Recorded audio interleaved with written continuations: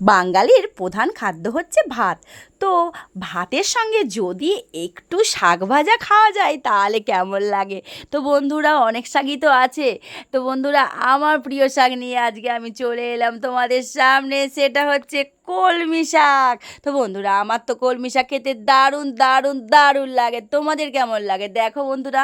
সেই জন্য আজকে তাড়াতাড়ি করে কলমি শাক নিয়ে এলাম, বাজার থেকে নিয়ে এসে তাকে ছোট ছোট করে কেটে কড়ার মধ্যে একটি রসুন বাটা আর একটু শুকনো লঙ্কা দিয়ে শাকগুলো দিয়ে নুন দিয়ে একটু ঢেকে দিয়েছিলাম। তারপর দেখতেই পাচ্ছ বন্ধুরা, এত খিদে পেয়ে গেছে, তো ওই গরম ভাতের সঙ্গে শাক ভাজা দিয়ে খাবো।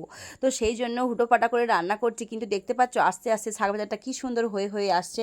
তো বন্ধুরা, আমার তো শাক ভাজা দিয়ে ভাত খেতে খুবই খুবই খুবই ভালো লাগে। তোমাদের কেমন লাগে?